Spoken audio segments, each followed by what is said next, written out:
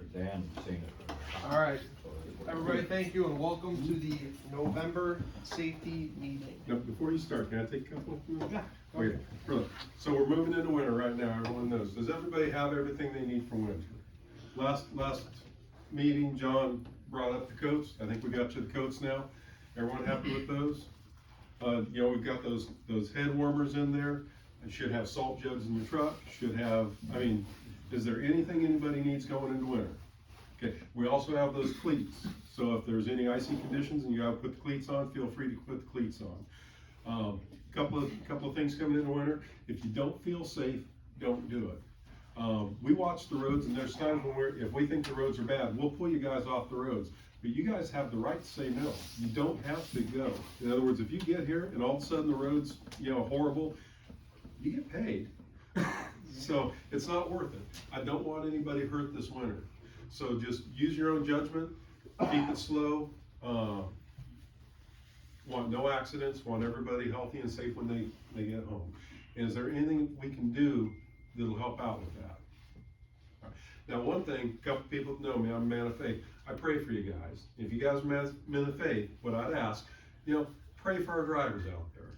And I actually, at the beginning of every year, send out an email. There's a lot of people that pray for you guys. So I just ask you, keep praying. It does, I honestly believe it helps. So just please be careful. If there's anything that we can do at all, anything we can supply, if you don't feel safe on the road, don't go. If you gotta pull over, if you're out delivering a load and you gotta go to a hotel, go to a hotel. I don't want anyone hurt. That's all I got. All right. Thank you, I appreciate y'all. Thank you, Brian. All right, so today we're gonna be doing a little hazmat refresher. We're gonna be going over some winter driving tips, and we're gonna do some house cleaning. All right, so here we go. Winter conditions amplify the risks associated with transporting hazardous materials. We have adverse weather. We have the increased probability of accidents. We need to make sure that we're well prepared and vigilant to prevent accidents, protect ourselves, and safeguard our community. All right, so here's some stuff that we should be putting in our truck before we hit the road. First aid kit, fire extinguisher, emergency flares, reflective triangles, cleats, salt, gloves, jacket, shovel, food, water. You never know. Shovel? We have shovels here. Really? The little handheld ones. I'm sure a Oh, couple of my you guys truck. have them. Well, come on by and I'll get you one. I don't care. I got one, but I ain't got a list of instructions on how to operate it. All right. Well, if you need any of those things, you can come by and we will provide them for you guys. Food and water? Yeah, well, we got some right now. All right. All right. All right. What are we up against? All right. So, according to the Institute of Highway Safety, winter typically brings a sharp increase in car versus animal insurance claims, most of which involve deer. We've actually had, in the last month, we've had 2 deer incidences, not here, but down in Rockport. So I'm just bringing it to your guys' attention. You know, you never know when one's gonna run out in front of you. In 2022, over 6,000 car versus deer crashes were reported in Indiana during the same 3 months. So that's our winter months, right? That's October, November, December. Of those 141 crashes, just 4 were fatals. Wet leaves, cold temperatures, and increased rainfall also add to that mix. Increased travel over the 2022 Thanksgiving period also had a tragic impact on Hoosiers. Travel safety statistics between Wednesday, November 23rd and Sunday, November 27th, authorities investigated over 2,300 crashes. 381 of those crashes were listed as injury crashes and 7 were fatalities. So, I mean, you guys have seen it.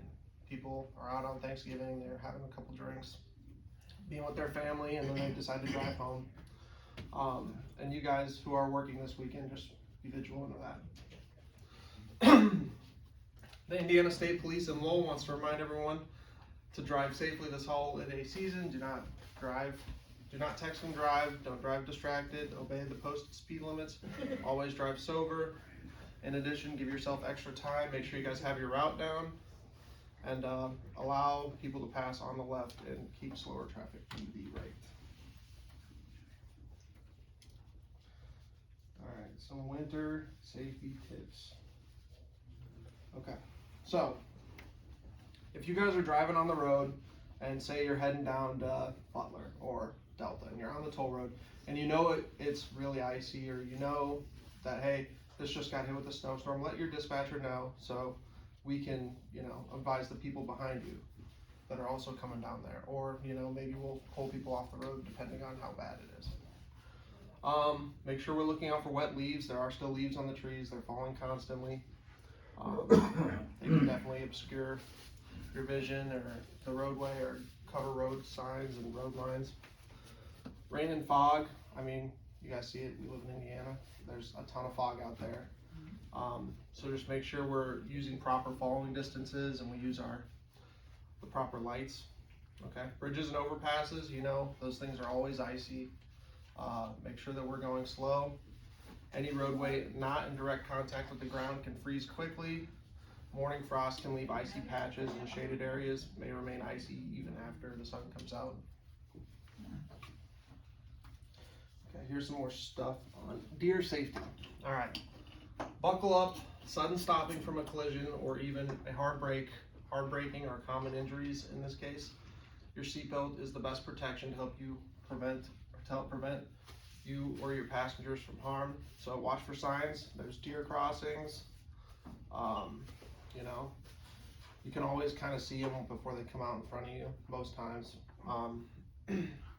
Whenever I do that, I usually just kind of slow down, but it's kind of, if they run out in front of you, there's not much you can do, you know.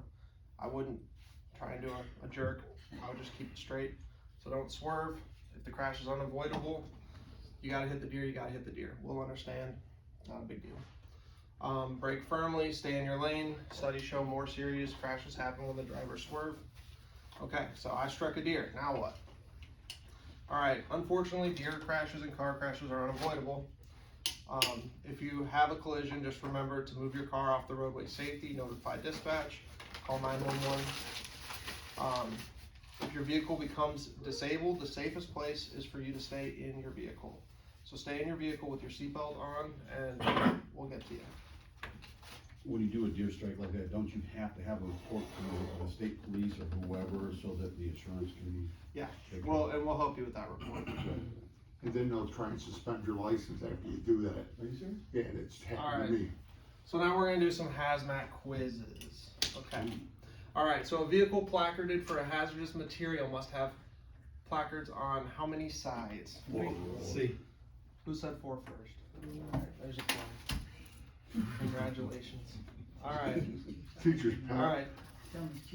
You're behind the wheel of a truck carrying a shipping hazardous materials. The shipping paper / BOL must be in the pouch on the driver's door or in a box under the seat, in clear view and reach, G. or in the glove compartment. All right, so Big John was correct, in clear view. You wanna go? No way. That was slightly unsafe. Yeah, safety glasses All right. on. So who is responsible for finding out what permits or special routes you'll need to haul the hazardous materials? Dispatch. All right, the driver, the carrier, or the shipper? Driver. It is the driver. Here you go, Dave. Okay. All right. Next question. To stop for railroad tracks, you should stop how many feet before the nearest track? 25. We got A, 5 to 20, B, 10 to 35, or C, 15 to 50. 15 to 50. it is 15 to 50. Who said it first? I did, but give it to whoever was second. Who said it second? All right, Malcolm, here you go. All right, let's keep moving on. All right, when transporting hazardous materials, when not behind the wheel, the BOL must be on the driver's seat or in the pouch on the driver's door, with you, or on the dashboard in clear view. Should be C. It is A, in the pouch on the driver's door. Oh, my. Here we go. Okay. All right, if hazardous materials are spilling from your vehicle, do not move your vehicle, A, more than 500 feet away, B, in an upwind direction, or C, any more than safety C. requires. C. There you go. You got it right. All right. What placard is this? Corrosive. Man, I just don't know. All right. It is RA. I'm not gonna give out a pen for that one. That one was easy. Hydrochloric acid. All right. What placard is this? That's fair. FECL3. FeCl3. Did anybody say it who hasn't already gotten a pen? All right. That is ferric chloride. All right. Here's a little twister. What is this? FeSO4. FeSO4. Does anybody know what that is? We don't haul it. We do not help, but PBS. Is that ferrous sulfate solution or This is sulfuric. sulfuric? Alright. Alright, so here's, what do we stop for? Alright, guys. What would cause us to stop the truck? Actually, am I there yet? No. Yeah, okay. Alright, so what do we stop for? What are some things we stop for? Stop engine light. Railroad track. Railroad track, police. Don't stop. You got that one right. Lights, Stop sign. Stop signs, railroad tracks. scales, railroad tracks, deer, all that good stuff. Alright. Check engine light on We the got- Kenworths. Check engine light with a wrench. A check engine light with the wrench means the truck is gonna go into D-rate and fail. Find a safe place to pull over. If it's just a check engine light, Kenworth said we can keep driving. We don't have to quit driving, but if it has an engine light with a wrench in it, find somewhere to pull over. The truck's gonna go into D-rate and it's gonna shut down on you. Check engine light with the wrench, pull over. Yeah. Alright, we stop for railroad crossings. We stop for stoplights. We stop for the scale. We stop for- Pedestrians. Head over there. Surprised they got a picture of the truck parked there. Alright, keep your truck clean. The clean cab contributes to overall job satisfaction. Nobody likes to get in behind a guy who has a dirty truck, hasn't been cleaning up, has a bunch of oxide on the ground or candy wrappers everywhere. On the doors, on the dash. Or you need a Guys, tetanus shot to get in it. Clean the trucks. The guys behind you, the guys on the next shift, whoever's gonna be coming in that truck next, will appreciate it. I promise you. We're cleaning the windows after they've been Here are vacant. some horse pictures right here. That's oxide on the passenger seat. That's for somebody's feet. Who's putting your feet on the passenger seat, guys? Come on. We can't have that. Ton of oxide on the floor. We need to be cleaning this out. If anybody's got any ideas to how we can help you guys keep these things Put clean. brooms in the truck. Not that some of them will use it. I mean, I'll even go as far as like getting a shot back for you guys to do it out there. We'll figure Broom it out. works. Yeah, we got no place to plug it in. Yeah. Stay out of Amrox for one thing. We'll get a battery power. Hey CJ, they sell them shop brooms at like Harbor Freight. Mm-hmm. They're like $1. And they're big. I got one in my truck. Okay. Well, I think we do have some brooms around here, but we'll work on supplying those for you guys. I'm 'cause glad I we- sent you that picture, cause that was uncalled for. That was uncalled for. That's not cool. Okay, so now we know it, keep our trucks clean, you know, it makes everybody happy, okay, you know? That's your guys' office. Alright, grease your fifth wheel. Ooh, Wow. Guys, is that one of ours? that is one of ours. That was a You see that? PM from That's last one of week. ours. Ooh, Kenworth too. Alright, guys, Wow. what would happen, what happens if you don't grease your fifth wheel? Well, you're gonna fucking The know. trailer, That trailer. it will start catching. It's gonna start sticking. You get into some ice and trailer's gonna drive the truck. Yeah, that's right, he's The- absolutely right. This needs to be a part of our pre-trip inspection, guys. We need to make sure that this, I know we're not dropping and hooking every day, but if you're saying, hey man, it's been a week since I've popped that thing off, Those Teflon I discs mean, you don't can feel it when it binds up. They're a lot of trouble. work. I know you- dropping and hooking are a pain in the you guys have plenty of time They can be a to lot of pop fun. that thing off and put some grease on it. So we do not wanna see this.